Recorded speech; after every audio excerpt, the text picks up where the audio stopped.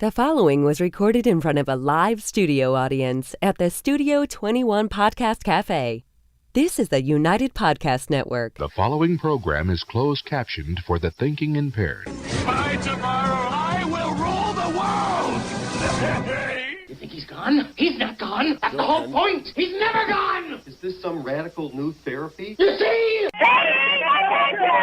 Well, I must have not been paying attention when you were just talking to me. Love that we got the dental pocket still up there. That's awesome.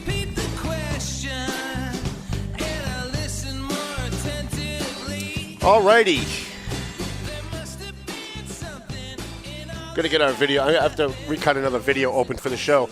Hi, how you guys doing? My name's Tom Duggan. I'm on the Paying Attention podcast every Thursday from 2 to 3 here at Studio 21 Podcast Cafe, high atop Two Guys Smoke Shop on Route 28 in Salem, New Hampshire. I want to thank Dave Garofalo, Two Guys Smoke Shop, for helping us launch this little project. We did the Paying Attention radio program for about 20 years on WCCM, WCAP, did a couple of Boston channels on WTTT Salem Communications, WEZE, WROL, and now we've kind of got an adaptation of the Paying Attention program on podcast, so you can watch us on YouTube. We only have like 5 people watching us on YouTube. Nobody really wants to watch it. They want to download it. We had, what did we have, Jonathan, like 18,000 downloads? Yeah. 18,000 downloads on the audio. So you can download us on Podbean, iHeartRadio, iTunes, Spotify, Google Play, and I'm sure I missed one. But I think Spreaker is the other one. Spreaker? I've never even heard of that. I'm on something I haven't even heard of. That's pretty good. It's big with the millennials. Yeah? They love the Spreaker. All right. I'm going to have to check that out. We don't have Paul Morano here today because we have a special guest. He is a gentleman that we did a whole bunch of debates in the last Essex County Sheriff's race. There's like 13 people or something like that, like 9 people running for this job. And out of all of the debates and the campaigning and everything, one guy emerged victorious. His name is Sheriff Kevin Coppinger. We want to start off before we introduce him with just showing you a little clip of one of the debates that we did and some of the stuff that he said about the opioid crisis. And then we're just going to launch right into letting him talk about it, because the opioid crisis is just getting bigger and bigger. It's getting more and more play in the media. It's being more focused on by the president, by the administration, by law enforcement. So let's hear what Kevin Coppinger had to say when he was candidate Kevin Coppinger, and then we'll go right into some of our questions and introduce him. Chief, I think the sign of how are you going to make good things happen is what have you done to date? And that's where I think I separate myself from the pack. During my tenure as chief, I've been a big proponent, and I will continue to be a big proponent of prevention initiatives, intervention, as well as treatment and rehabilitation. In terms of the prevention, the initiatives I've already done during my 7 years as chief, there are many. I partnered up with District Attorney Jonathan Blood to establish a program in our middle schools aimed at the at-risk youth. There may be some substance abuse in the home, some domestic violence, whatever it may be, but we work with the kids on an after-school program trying to teach them good choice-making, good decision-making skills, going out there, whether it's dating, bullying, drug abuse, whatever it may be. We work with the kids 2 or 3 days, 3 days a week with police officers in the classroom with them, and using an evidence-based curriculum to teach them good decision-making skills. I've also initiated a youth teen drop-in center on the weekends where kids can come down to the Link Tech Field House, and we have police officers there. We work with the kids. It's a safe environment. Play basketball, play badminton, wiffle ball, whatever it may be, a safe haven for kids to come, and we actually work with them again with their social skills, making them better individuals. I've created a behavioral health unit inside the Lynn Police Department in cooperation with then Attorney General Martha Copley's office, where I was able to obtain a grant. Behavioral health unit is 3 civilians, 2 clinicians, experts in substance abuse and mental illness, as well as a caseworker in the same field. We gave them office space in the police department. They go out on the street. They work with our offices in a preventive measure to get individuals who are at risk of overdosing and or mental illness, to get the individuals into the proper care that they need, whether it be the mental health experts or health care before they get into the criminal justice system. It's a win-win for both sides. Get the folks into the care that they need, let the police officers do what they have to do as police officers, reduces the folks going into court, which subsequently reduces the individuals that go into the County House of Correction. I have other school resource officers, other programs we do with the kids. So I'm going to take those same skills and that same history of having successful initiatives, and when I become sheriff, use similar programs up at the jail. We can look at the programs they have. One of the first things that I'm going to do when I get up there is call for an audit. Not only financial audit, but an audit looking over the operations of the jail. Let's see what works and what doesn't work. Let's expand the programs that are good, and let's get rid of the ones that are outdated. We need to make sure that these are better things. Ann talked about reentry, and that's a good point. I'm sure we're all going to talk about reentry. It's another program I put in with a company called ROCA. They're a nonprofit out of Chelsea. Tremendous track record of helping individuals when they come out of the jail, specifically 18 and 24-year-old males who commit most of our crime. When they come back into the community, they work with 50 of our identified individuals in Lynn, and they help them keep on the straight path. They sign a contract that they won't do drugs, they won't recommit crime, they won't use alcohol. Roker interns, gives them job skills, gives them social skills, social service skills, how to be a good citizen, how to interact. Then they'll give them a job, and they'll watch them and make sure that the job is there. They show up to the job every day. The jobs are often out of Lynn. We over in Chelsea or Boston, which is nice because it gives them a better opportunity to succeed. You have to give them the initiative, that they want to succeed. Roker's motto is less jails, more future, and I think that's important. We need to do that. All right, thank you, Mr. Jonathan. So you started as the Lynn you were a Lynn police officer. You became the Lynn police chief, and we just heard a whole litany of programs that you have worked with, that you've liked, some that maybe you didn't like, and some of the things that you want to bring to the Essex County Sheriff's Department. Why don't you start with introducing yourself to people, kind of give them a little bit of a flavor for who you are, and then we'll talk about some of that stuff that you just talked about. Okay. Well, first of all, thank you for the invite, Tom. It's a pleasure to be here. I actually forgot about that interview, so it was a good refresher. It was a good debate. Yeah. Yeah, it was a very good debate. But that was kind of a summary of what my goal was, my mission was as police chief. But to back up a little bit, like you just asked. I served at the Lynn Police Department for 32 years. Before that, I was a police officer in Lynnfield for 3, and I transferred over. Came up through the ranks, served a lot of different jobs, mostly in uniform and the patrol, and then administrative, up until I was chief for the last 7.5 years before I decided to run for sheriff. I love the city of Lynn. I still live there, born and brought up there. But Lynn, like any community, is affected by this opiate epidemic. And let me just rephrase that, substance abuse epidemic. It's everywhere.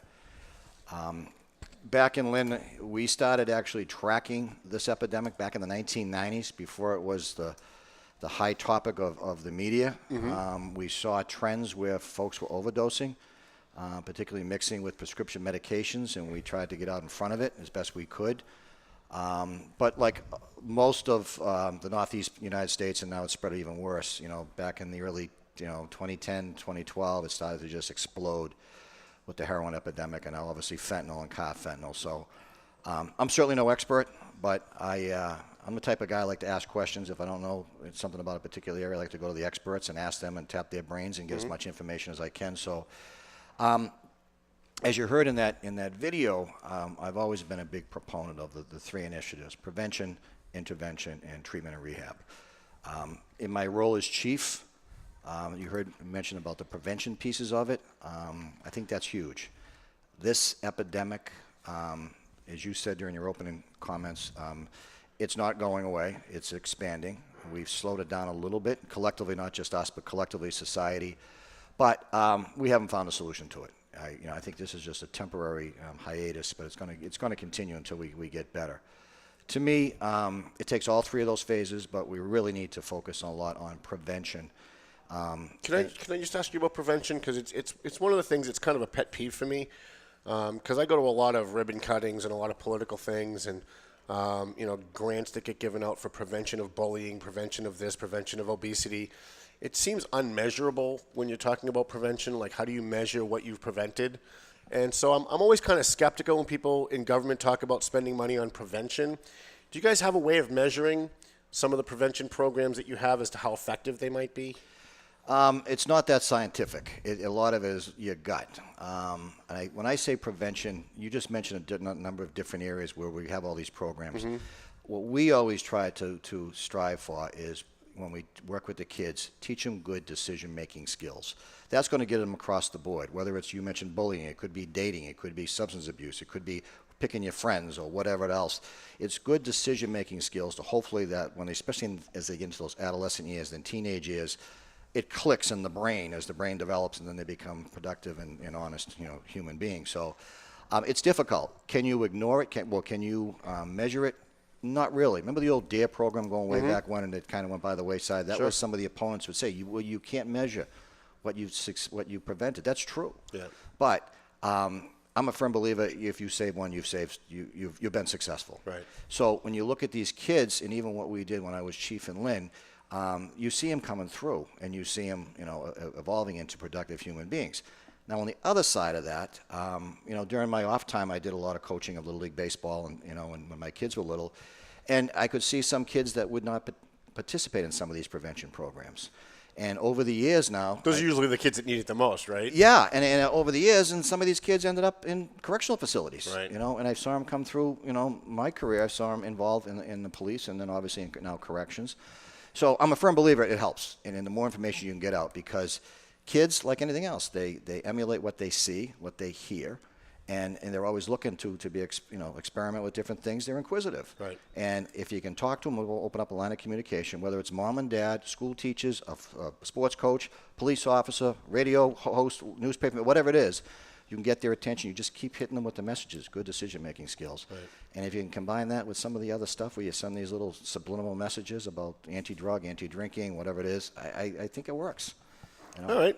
I apologize for cutting you off. I knew you were on a roll on your 3. Yeah. No, and you can cut me off anytime because I can speak for hours on this Excellent. stuff. That's why we like you. That's why you're a great guest. I just left before here. We were down in Saugus talking to the Rotary Club about, we'll get into it, I'm sure, with what we do at the Sheriff's Department now.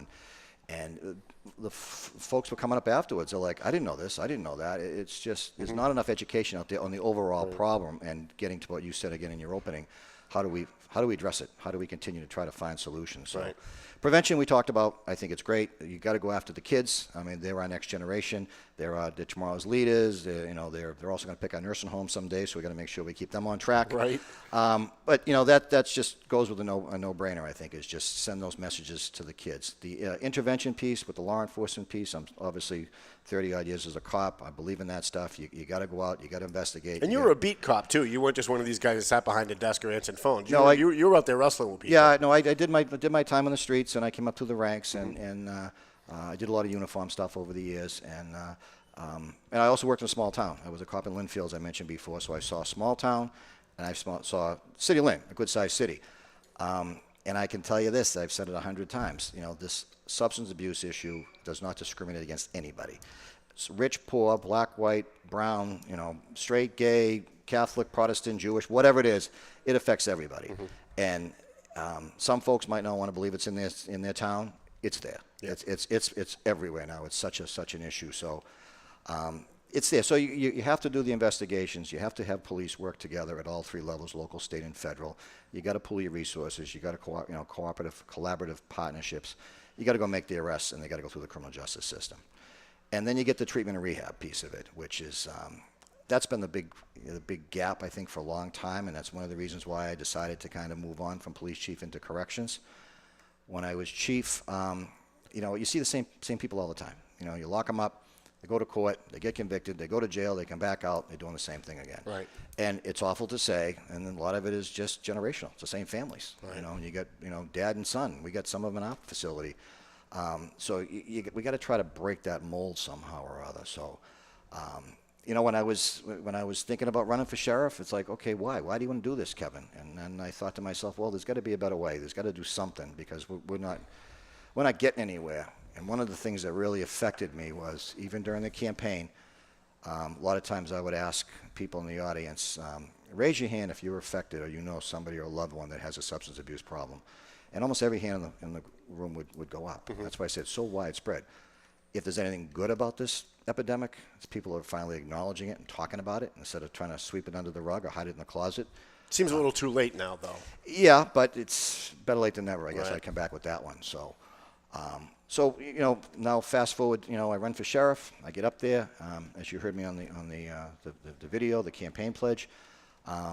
when we got up there, we took a look at all aspects of the jail, but we're talking about opiate right now. You did a performance audit too, right? We want to talk about that a little bit. Oh yes, no, I've done a number of audits. Right, I'm sure you'll get to them, but just on the, if we could, when we stay on the opiates for a few minutes. So, there's a detox program up there, which has been, it's been up there for a few years. It's highly successful. For those that might not know about it, we work very closely with the drug courts in the county, particularly Lynn and Lawrence, and I believe they're going to put one in Haverhill when they finish the current renovations up there. But I call them clients. The clients that are going to go into the detox program have to be referred by the court. And referrals go to the office of sheriff. We make the decision whether or not they're going to be in there or not. So we have standards. We're not taking somebody who's been convicted or with a crime of violence. We're not going to take the drug traffickers, the heavy dealers, people that are ripping off the little old ladies' pocketbooks in the first of the month after they get their check. We're taking the low-risk, relatively minor crimes of folks who are inside, folks who have been will be incarcerated. We work closely with, as I mentioned before, the judges in the drug courts, DA John Blodgett, defense attorneys, they're key, police officers, and of course probation. That all happens in the court. If that group gets together and the judge approves it, they refer it up to us, and then we bring the individual in during classification upon intake. We go through all their records and their history and what their issues are and try to come up with a program so we can tailor their needs during their period of incarceration. Now, I don't want to get too far off the track, but the detox program is kind of a self-contained unit within the House of Correction in Middleton. They don't mingle with the general population. It's a separate building. They can look out and they can see the regular inmate population out there. But to quote one of the judges, it gives the individuals a taste of corrections. Now they're living in dormitory-style housing, so they're not in an individual cell. Folks that are in there generally have to detox, and for those people listening might not know what it is. That's you're pretty much drying out over the first couple of days, depending on your level of addiction. Because a lot of people, when they get arrested, they're addicted to heroin, they're addicted to coke, they're addicted to something, and then they go into prison, and then they go to jail, Yeah. then they get arraigned, Yep. right, and then they get convicted, but they haven't had anything yet, so they're jonesing, right? Yep. So they got to dry out for a couple of days. So we have correctional officers in there who obviously there for security. And they wear what we call a soft uniform, which is the golf shirt with the emblems and all that, and khaki pants. But we contract out to private vendors to take care of the healthcare needs as well as the mental health and the treatment pieces of it. So just to sum it up quick, it might take a number of days to detox. And there's some health concerns there, so we have staff 24/7 to take care of those health concerns. And then once they over the detox part of it, then they begin the programming, which goes, days and evenings. They're always getting some kind of, talk or some kind of information, trying to get them to change that mind, make good decision-making, give them good decision-making abilities. And we're always thinking about, okay, so when they leave us, how are we going to make sure they don't come back? We're trying to tell people, come visit us, because you're stuck here, but we don't want to see you when you leave. Right. The goal is to release them, to go back to the community, productive members of society, stop crime. So what's your recidivism rate for those who detox? This is a tough one. Okay, let me give you the success rate first, because I'm obviously going to give you the good stuff first, All right. Tom. And I'll give you I told you a long time ago, never going to, give you a smoke screen. But Sure. For the men to successfully complete the program is 87%. The women, 80%. Women have different needs. Sometimes they're moms and there's family issues there, so they do it.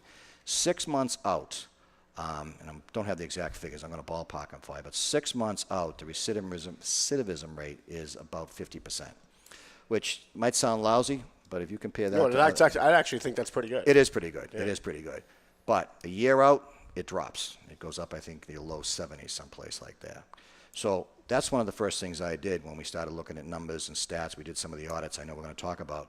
So what that tells me is we're not doing a good enough job as society, as after when the individuals leave us and they go back to the community. There's a gap there. There's a disconnect. So there's no resources for the individuals leaving our detox. Isn't it environmental? It seems, and I've read like a number of studies on this, and I'm not real big on studies because studies can be skewed however the person doing the study wants it. But most of the studies that I've read on recidivism, it mostly has to do with going back to the environment they were in when they got addicted. That if they leave incarceration and they go to a different environment, they're much less susceptible to reoffending to becoming addicted again. If they go back into the same environment, if you live on Bromfield Street in Lawrence and you go and you get clean and you go to jail and then you come out and you go back to Bromfield Street in Lawrence, there's like a 90% chance you're gonna reoffend. So true. Yeah. That's the issue. That's the issue. So let's talk about what we're doing to fix that, at least trying to fix that. I was in Boston a month or so ago on a panel discussion, and Mike Botticelli used to be the White House drug czar under President Obama, I believe it was.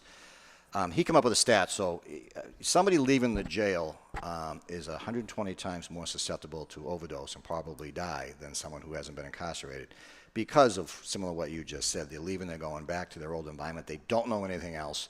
They don't have any resources, and that's it. So in general, and I'm speaking both for the detox folks as well as the general population when they're getting out, because we're trying to address the whole piece of it at the jail now.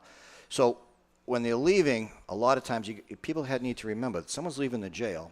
They don't have a driver's license. They probably lost it years ago. They probably don't have any type of an ID. They have no health insurance. They have no home.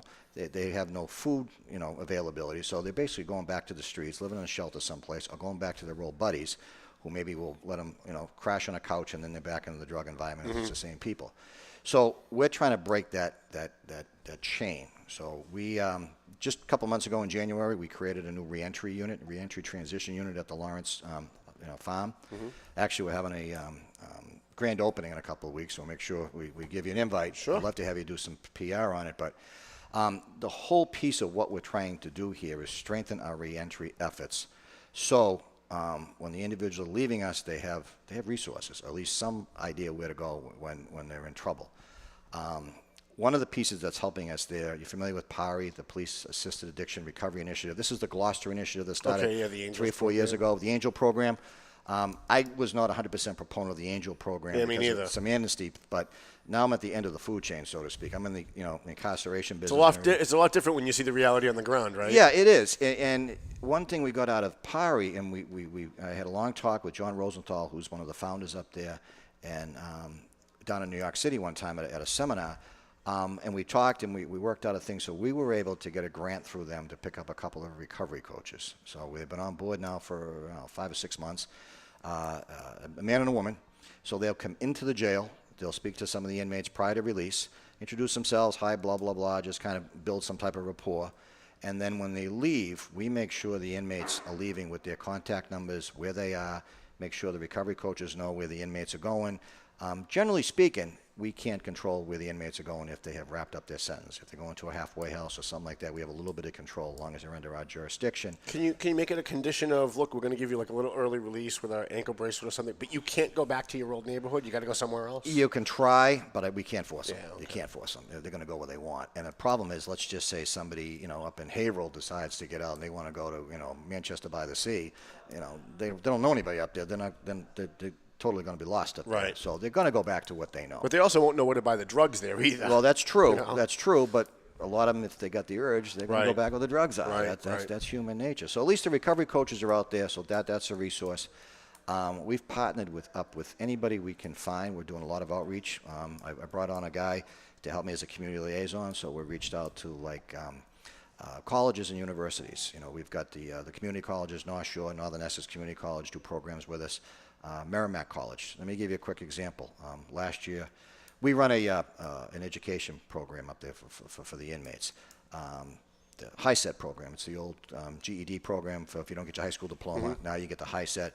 And then Merrimack College now comes in, and they'll do a one-semester course on sociology, and they'll actually award a certificate to the graduates.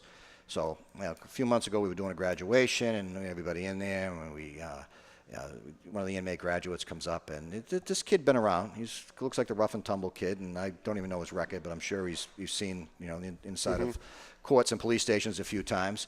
And he's up there. He gets his certificate from Merrimack, and he walks up to me and he shakes my hand and thanks me. And he's got a tear in his eye. And I'm going, all right, I'm the old cop. I'm going, is this, legit, or is this just, smoke and mirrors? But the kid said to me, he goes, Sheriff, he says, I never thought I'd graduate high school, let alone ever get something from college. It was like we just gave him $1 million. Right. So this kid, hopefully he'll have a good chance of succeeding because he sees a goal and he's grabbed onto it, and now he's got something, and we hope he does well. But so we're pushing that. But when going back to the reentry program, we've partnered up with healthcare agencies. So if they got health issues, as I mentioned before, we get them on Mass Health. We're also doing the Vivitrol program now. So if someone's leaving us that has been on a substance abuse problem, for those that may not be familiar with Vivitrol, it's a medically assisted treatment. That's one of the buzzwords that's been floating around in the recent criminal justice. Kind of like methadone? Yeah, it's different. It's different. Vivitrol, and I'm not an expert here, so I'm just winging the explanation, but methadone you're kind of on a daily basis, and you're on for years. Vivitrol actually blocks the receptors in your brain, so theoretically you cannot get high. It blocks those receptors. That's when you take heroin or stuff like that. It gets the receptors that gives you that that high. Vivitrol blocks it. It's a shot. You get it once every 30 days. And if you stay with it, you should be able to stay clean, at least in theory. So we give the shot 48 hours prior to release for those that want to do it. Then they have to get it every 30 days. So we've got those contacts now in the community, part of the new reentry initiative. So they don't come back to you. You give them that one before they leave, and then you give them the contact for somebody in their community where they can go and they can get the next dose. Yes. And we explain all to them, just like if you go to the doc and you get a flu shot or something, they explain, this is this is it, this is some possible side effects, all this stuff. And we have the medical people do it, by the way. We're not the medical people. We have the vendors do that. So they leave knowing what this is, what it's going to do, how it can help them.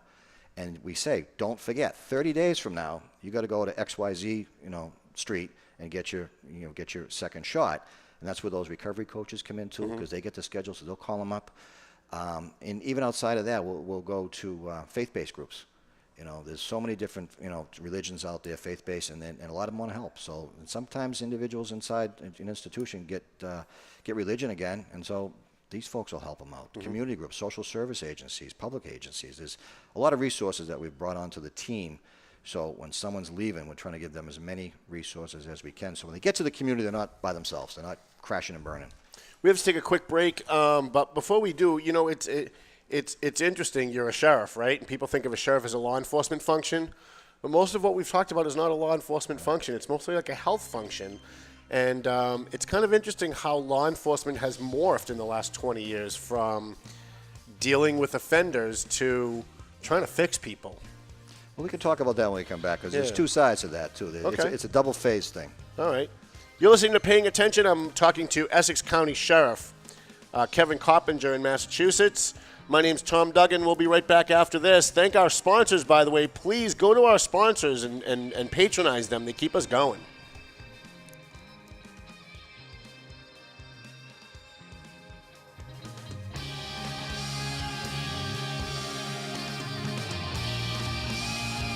Let's thank our sponsors. We want to thank Fred the Barber on South Broadway in Lawrence. A $15 haircut. You can't beat that.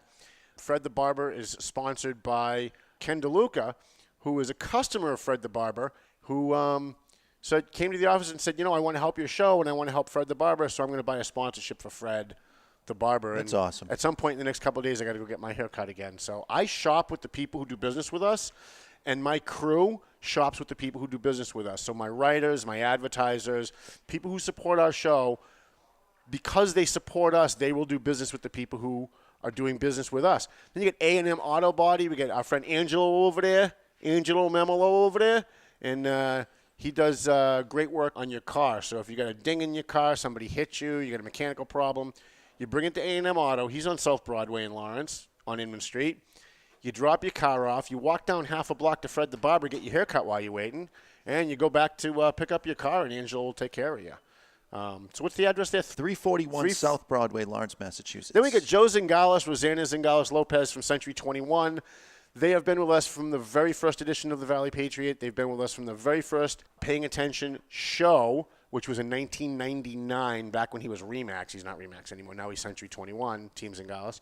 And they sponsor our bash. They gave a $1,000 scholarship this year. They gave a $2,000 scholarship last year. And that money comes right out of their pocket. That's not like they're collecting money from other people and just using it like I do. They actually took money out of their pocket. So I don't know why these guys love me so much. I really don't. But Twin Lights, let me tell you how dedicated I am to helping my sponsors. The guys at Twin Lights Security needed an extra security guard. I'm not really a guard, but like an extra security guy to do private investigations and to do security for a certain thing in Boston. And they posted it on my page and asked if it was okay if they could use my page to solicit hiring people. And I said, you know what? As busy as I am, these guys sponsor the show. They sponsor the Valley Patriot. They give us $1,000 for the bash. I'm going to go work for these guys. So I called up Pat McLaughlin, and I said, look, you help us every single time we need something. Whenever I put out a call, you're there. If you need an extra person and you're short, I'll take the night off and I'll come work for you. And so I have been. I've been doing some work for them because they're helping us. And so there's no reason why I shouldn't be able to find a way to help them in the meantime. So if you need security, or if you're getting divorced and you need a private investigator, if you have a business and you need a private investigator or security, you want to call Twin Lights Security. They're based out of Gloucester, but they're very local.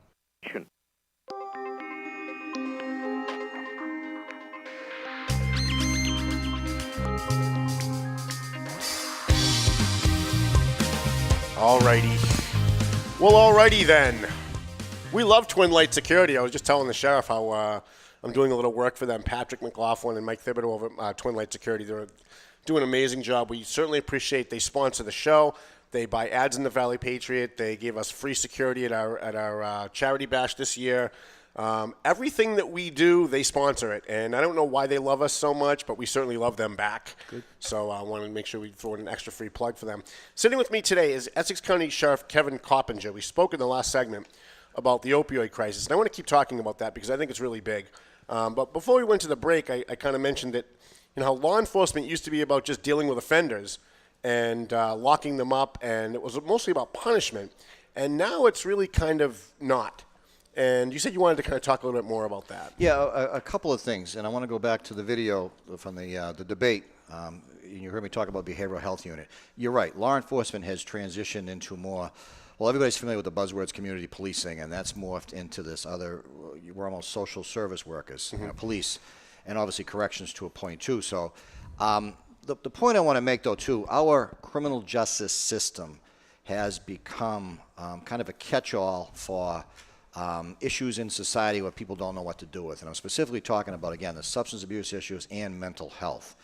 When folks are high or out of control because they're on drugs, or like we know they commit crime, they get disorderly, they're rambunctious, people don't know what to do, they dial 911, the police are going to come. The other issue, just as important out in the streets today, is the issues of mental health. There's a lot of folks who are on medication who a lot of times will not take their medication, and then once they're off their meds, they become disruptive, either to themselves or others, and again, the 911 call. So then you put these folks into the system, and then what do you do with them? Right. They go to court, people are trying to figure out what to do. They may not have the resources to go into private care, health care, or mental health care, and a lot of times they'll end up in the jails. So our jails, our correctional institutions, and I think this is true for most of the country, have become the treatment centers for substance abuse and mental health, because there's no other thing to do. It's too bad you couldn't separate it out, where you could have like one separate facility for that stuff, and then one for like the hardcore criminals that you don't want interacting with those people. Right? You get people in there for rape or child molestation or domestic abuse. You don't want them in with the other people that are actually going to get out and actually, they maybe actually be able to be rehabbed. True. And like we were saying during the break, there's almost like two separate levels of incarcerated people today, one of which are the folks that should be in jail. And there are a number of folks who just get arrested, go to jail, and they probably should never get out. We see them every night. I drive the streets of Lawrence. I don't know if you've followed any of my live Facebook stuff, but we go out live almost every night in Lawrence, and we see an awful lot of them out there. Yeah. And those folks, they're committing the serious crime, the hardcore felonies. They need to be arrested and be put in jail. That's a no-brainer. Then we have all these other folks that we're talking about here, the low-risk crimes, the low-level misdemeanors, the folks that are in jail because no one else knows what to do with them, and they become, incarcerated at an expense to the Commonwealth and the taxpayers. Don't forget, and we got to find a better way to deal with them. So when you talk about like the detox program, that is a treatment facility, and that's something unique. We're also trying to deal with mental health now. We do extensive mental health screening at intake. How expensive? That's got to be so expensive. It is, and it's kind of a work in progress. We were lucky enough; we did get a grant not too long ago. So now we have a trained clinician at the intake desk, go through a number of questions, part of the classification process. So we're trying to sort them out at intake, and then we've created a small separate unit for the mental health folks. So they're all in the same place, Because a lot of times with folks with mental health, you don't want to mix them with general population because they could get hurt or they could hurt somebody else. So we got to be very aware much of that problem. And then once we figure out what their mental health issues are, then again, it's treatment. So we got to have the clinicians in for whatever issue it is, or if they got to be on their medications, make sure they get their medications. And that, again, going back to the criminal justice bill that just went through the Massachusetts State House in the last several months, but got signed a week or two ago by the governor. That's something we got to promote more, put more resources towards and focus on a little bit better. But those are the folks that are in our institutions that we really, in some aspect, shouldn't be there. They should be in some other place, whether it's private care health or other state-controlled institutions that would better address that than putting them into a facility where there's hardcore criminals. What is the difference between an Essex County prison and a state prison? Essex County is a house of correction, so you can only be sentenced to no longer than 2.5 years. So you don't have like lifers, right? You almost everybody that comes to you is going to get out. No. No. When you first get arrested and before you get convicted, you're coming to the local house of correction. So if somebody goes into XYZ town in Essex County today and shoots and kills somebody, they get arrested, they get arraigned at their district court, they're coming to us pre-trial. So for pre-trial populations, we have everybody. We have murderers, we have rapists, we have the armed robbers, the heavy drug traffickers, the sex offenders. We have everybody. Once they're convicted, they can't stay with us. Then they go off to state's prison, which is like Cedar Junction, the old Walpole, Concord Prison, Norfolk, Shirley Baranowski. Those are the long term. That's where the lifers go, but they start with us. Okay. So they could be with us a couple of years until they go get their trial. The average stay for an inmate in Essex County is 9 months. So those are the. That's a large turnover. Oh, it is. How many prisoners? How many prisoners do you think on a daily basis you guys have? So today I think we're about 1161 in Middleton, maybe another 250, 300 at the farm, 24 with the women's facility in Salisbury, and then probably another 150 going through the offices of community corrections. So those folks are actually out on probation, but they report on a daily basis to the offices of corrections, county corrections. You got a couple of guys here with you today. Who are they? The gentleman on the left is Dennis Newman. He's our chief of staff. And the gentleman on the right is Bill Renard. He is public information. Oh, he's the guy that I talked to on the phone. Yeah. Or he's the guy I want to talk to more. All right, very good. We wrote a big story maybe 4 or 5 years ago about the sober house on Crack Corner in Lawrence. We still get a lot of hits on that story, even though it was 5 years ago that we posted it and we put it in the paper. That's the facility that's on the corner of Oxford and Lowell Street in Lawrence.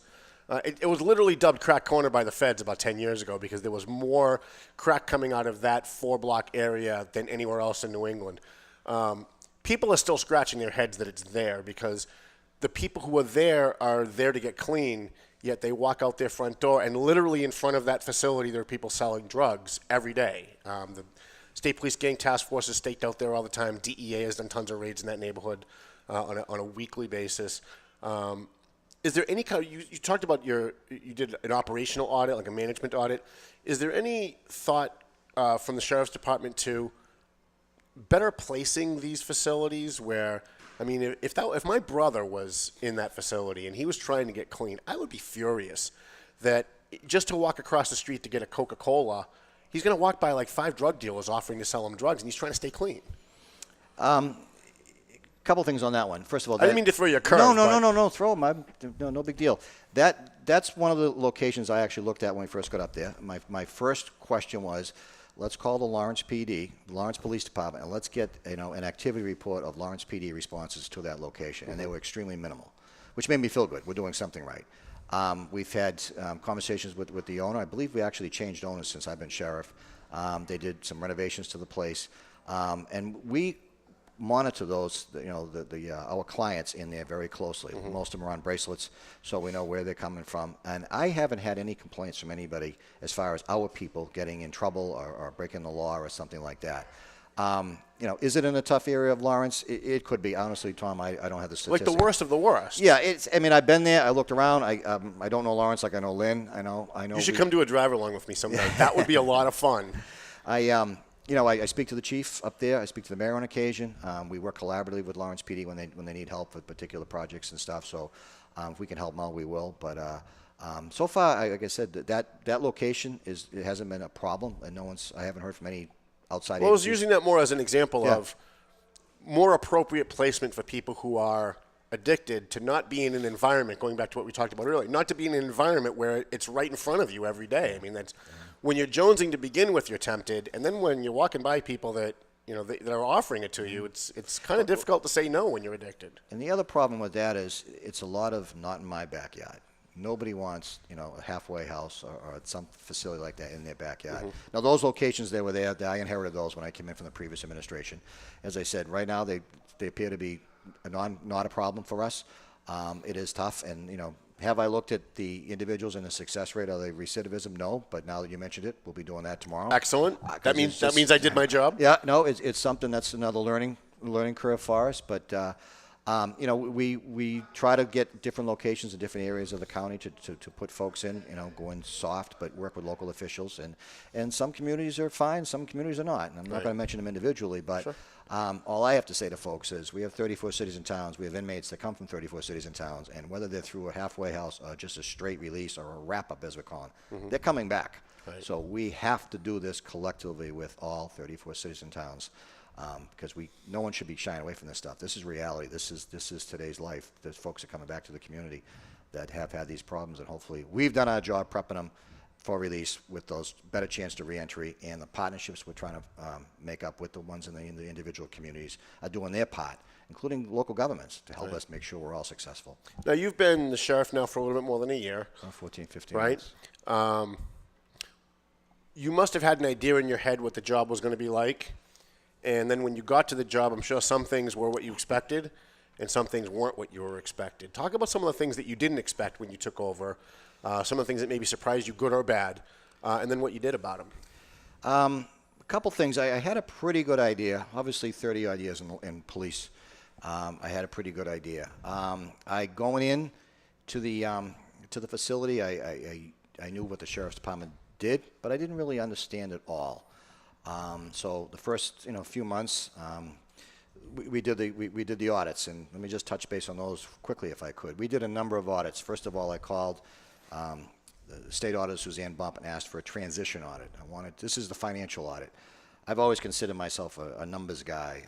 As chief of police, I was held accountable to a budget. I got a reasonable budget from the city of Lynn, and I never overspent it. That's taxpayers' dollars. I take that very serious. So we called the audit, Suzanne Bump. She was kind enough to send her team in. She's amazing. We love her here. They were in our facility for 7 months, and they looked for everything from A to Z. I have not had the final report released yet. They have not released it yet. We got a little peek under the hood a few months ago, so we're anticipating that's going to come out any time.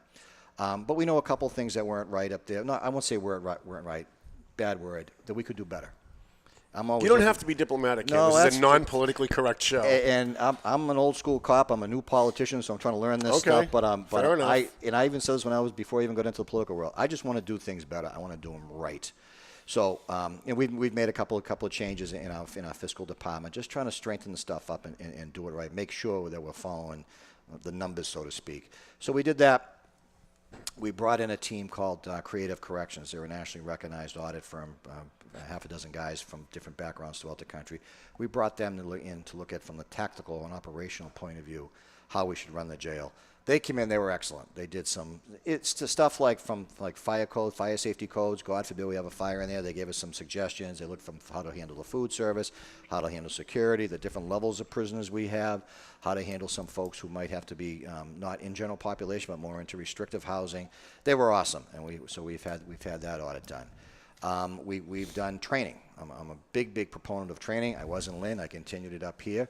I know you're going to talk about, you just asked him, one of the things, like, what surprised me. What thing surprised me is I knew, let me rephrase this. Going in, I was surprised we weren't doing the level of training that I would like to do.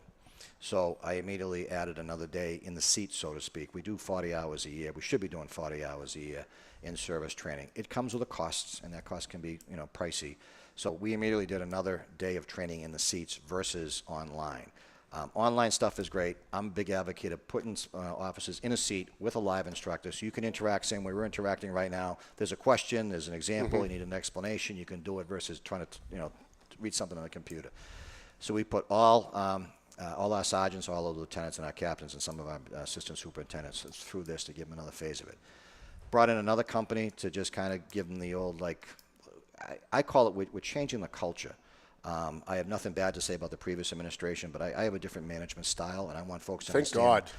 God. I want our employees to understand what my vision is, what my management style is, how I want to do things.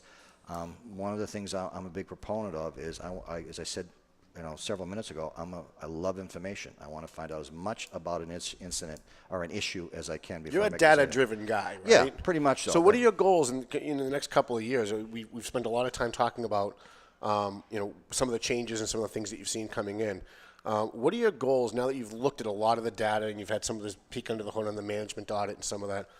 What are your goals for the next couple of years? Where do you want to see the Essex County Sheriff? 2 years from now, we invite you to come back in. Yeah. What is it that you would like to have achieved? Starting with, I want to reduce that recidivism rate. And one of the things I'm very proud of is, and this is one of the initial goals we wanted to do, is that reentry initiative we just did. I talked about the reentry transition unit up to the farm that's coming on board now.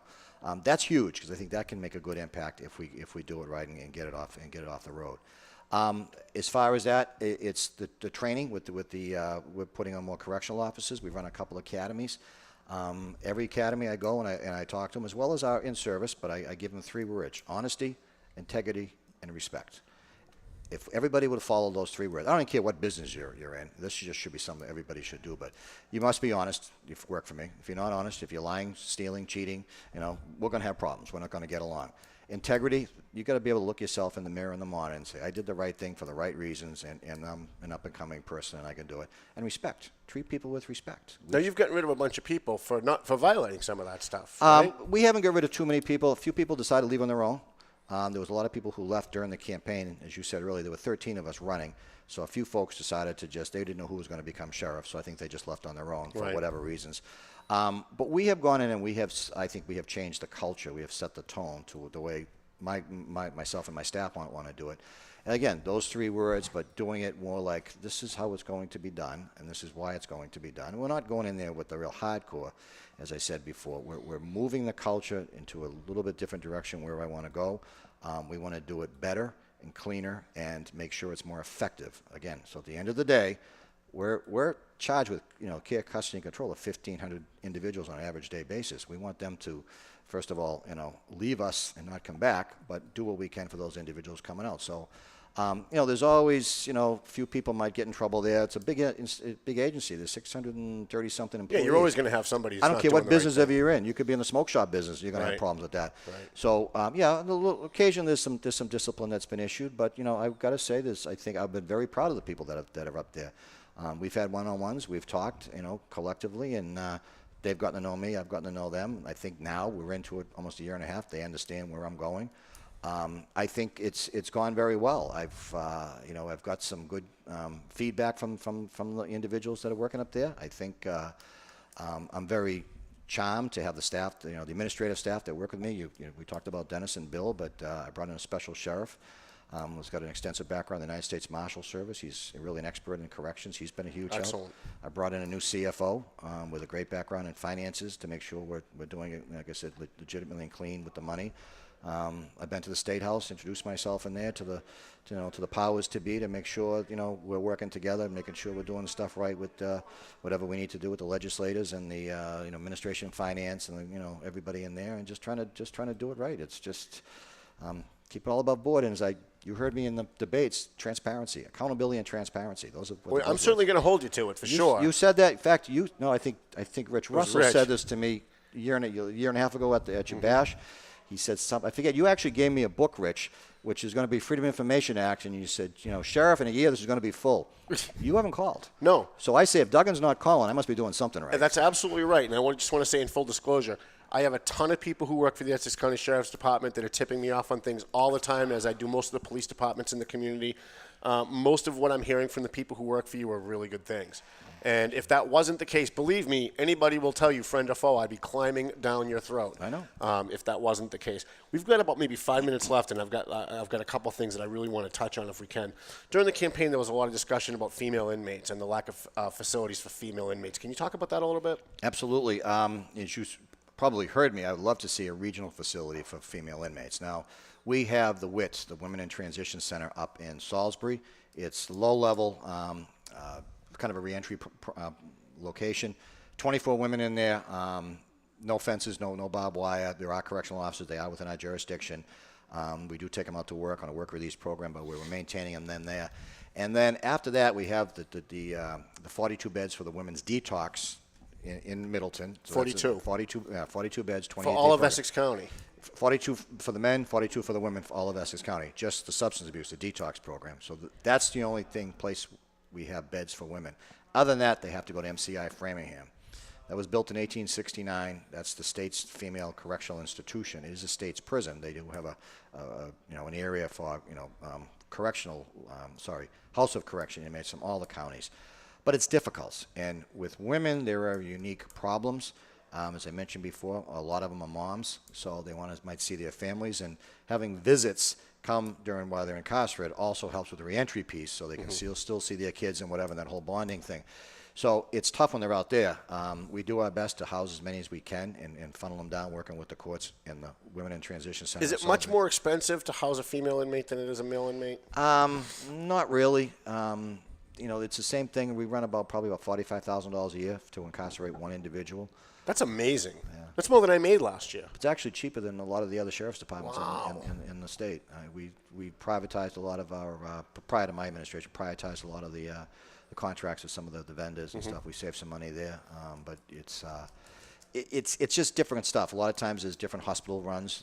We could have pregnant females. That gets a little dicey because obviously, a woman's carrying a child. We got to make sure that's all done on the up and up. But it would be nice to have a regional facility, maybe shared by 3, maybe 4 counties someplace in here. But I don't think the appetite's out there to build any additional correctional institutions now at the state level. You know who the key to that is? Diana DiZoglio. Yeah. She's going to be the next state senator for this district. Yeah. She's very attuned to this issue. We talk about it all the time. I know her really well.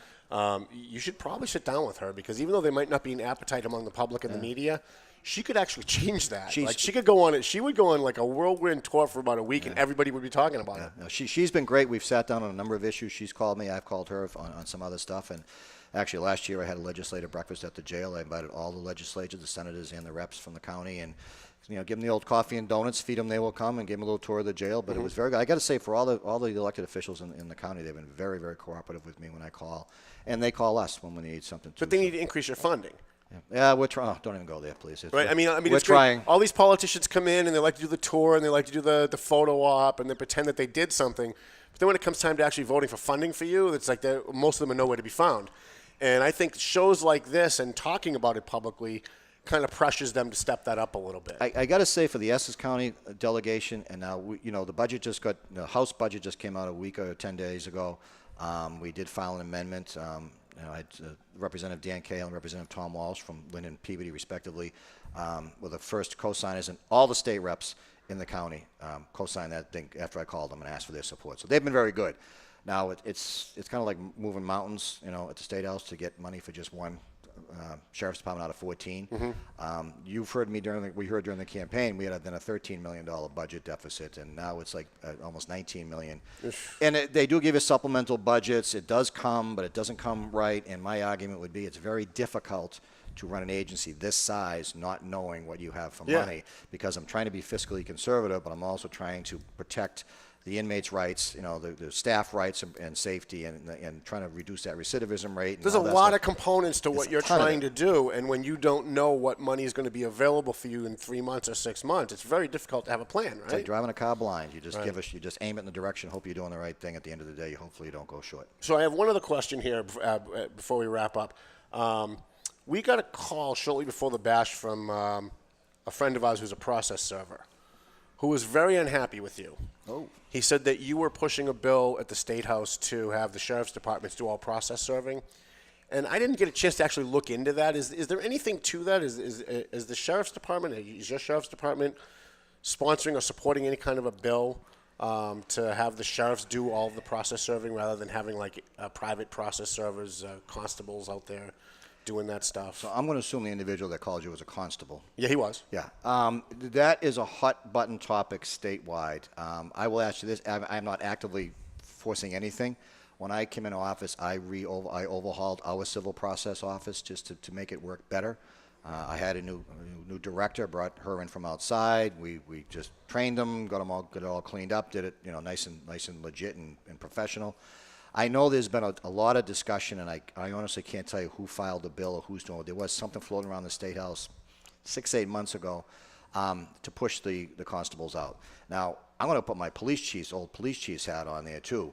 So speaking with both the sheriffs and the police hat, my concern is whoever is out there serving civil process needs to be properly trained and authorized. And over the years, I know some constables are trained, some are awesome, and some are not.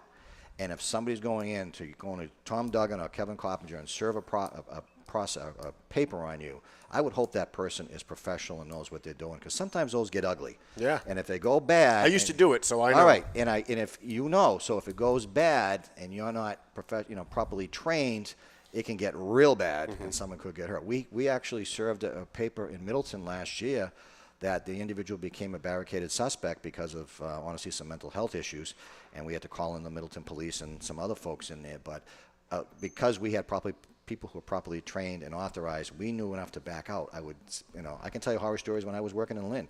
We had guys walked in and locking people up, outside the times they could have locked up and everything else. It's just like, it's got to be done right. In this day and age, I said before, I'm a big advocate of training. Whether you're a police officer, a sheriff, whatever, public safety, you need to be trained and authorized and retrained every year. And some constables are great.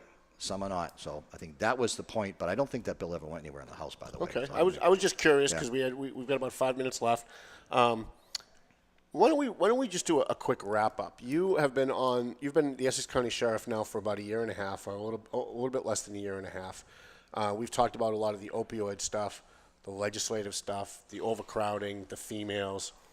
What is it that people at home need to know about the Essex County Sheriff's Department? What do they need to know about sheriff's departments in general? What it is that you guys do, and what services that they can expect? There's a number of things. There's a number of things we didn't talk about. We're trying to do as much community service as we can. Again, we're a public agency funded by taxpayer dollars. So like this time of year, we do community service projects for municipalities. We're allowed. Sometimes there's some union issues, nonprofits.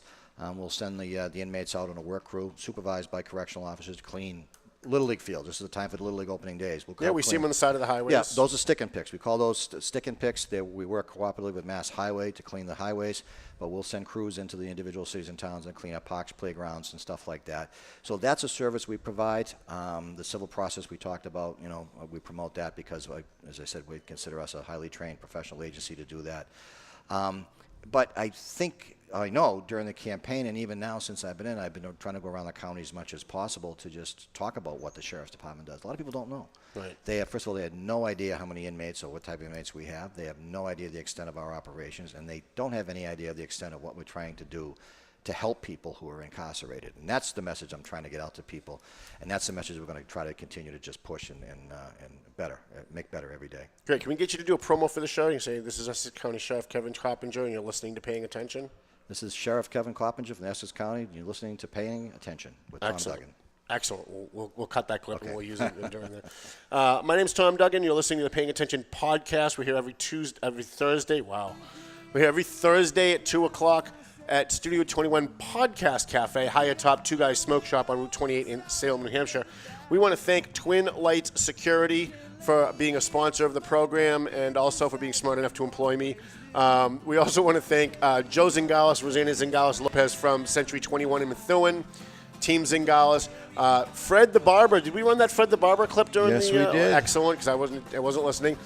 We have Fred the Barber on South Broadway in Lawrence. We also have our buddy Angelo, A&M Auto Body. So you drop your car off at A&M Auto Body on South Broadway. You go to Fred the Barber, get your hair cut. You go pick your car back up. You're all set, right? And then who else did we leave out? We left somebody out. Anybody? I think you got everybody. We got everybody. Sheriff, thank you so much for coming. Will you come back? Absolutely. We'd love to have you. We'd love to have you back. We're going to do a nice story for the print edition of the Next Valley Patriot based on some of the stuff that you told us today. And good luck as the sheriff. If there's anything that you guys think that we need to know about, we'll be happy to promote it for you. Just get us some money from the State House. Well, we can probably talk about that. I have an in with Diana DeZoglu here. She's going to be governor someday, that lady. Mel says go home, so go home already. Thank you, Mr. Jonathan. The views and opinions expressed by the hosts, guests, or callers of this program do not necessarily reflect the opinions of the Studio 21 Podcast Cafe, the United Podcast Network, its partners, or affiliates.